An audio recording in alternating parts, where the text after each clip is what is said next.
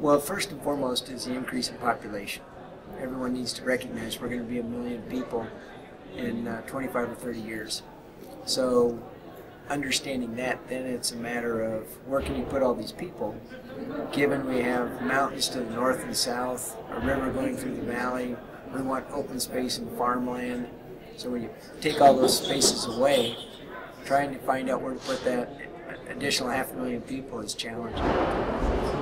One of the things that this process taught me was how difficult it is to weigh all of the different scenarios, the different implications of decisions that we might make.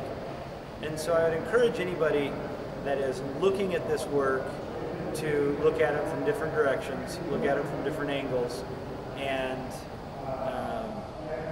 make sure that the end is in mind. That we have to look at what a sustainable, livable, economically diverse, and developed valley is going to look like, and back up from there rather than pet projects that each of us might have.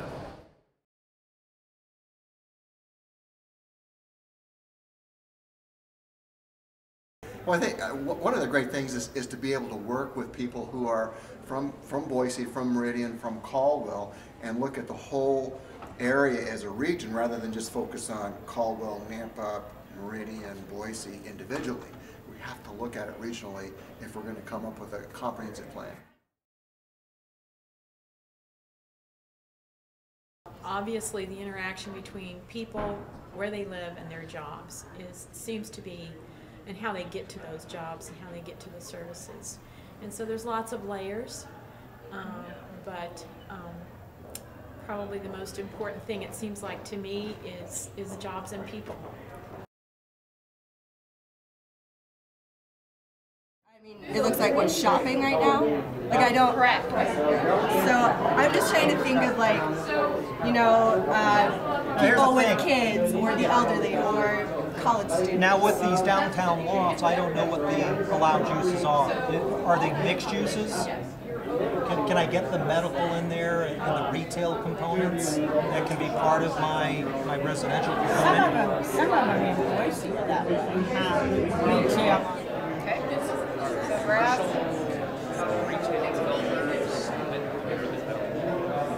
you being Belgrade, what would be the likelihood of taking something that's going to have that many? The one thing I do want to change real quick is how many trips per day going across that thing. I mean, that. I don't know. I can't see the development. You've got the industrial parks there with us. and cherries. Okay. Do you want to add any more residential? What about right in here too? I mean, that's another perfect transition. I agree. Maybe if we did something like that. Well, that's too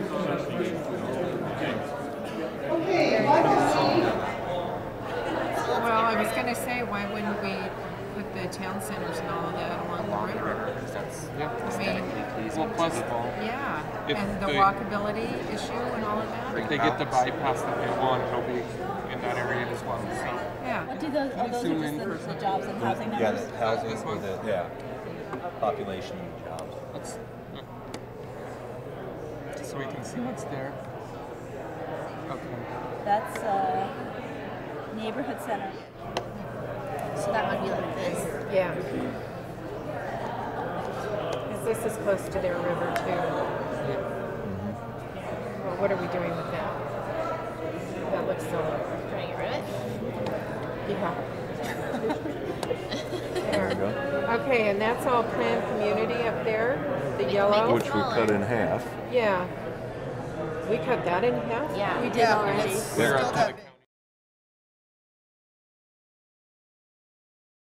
I really like the interaction between all the different parties.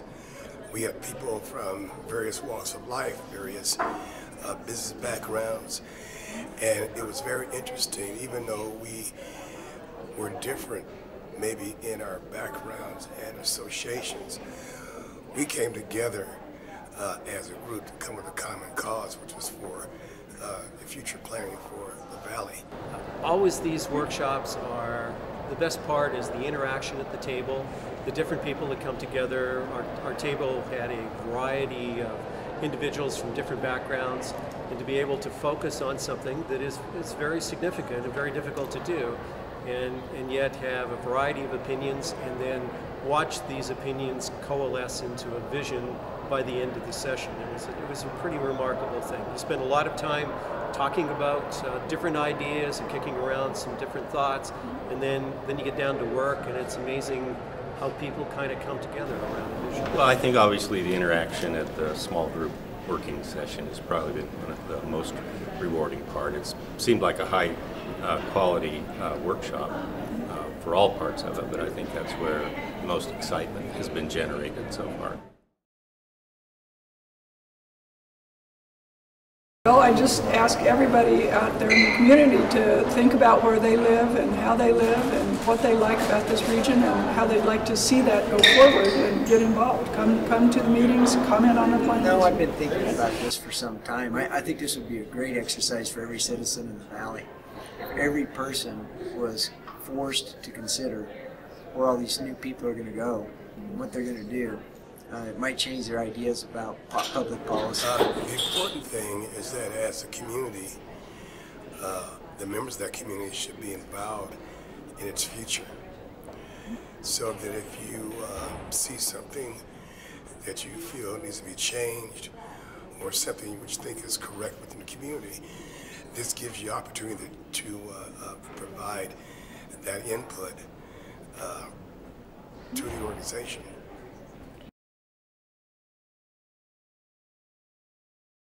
I would tell people that it was a lot of fun.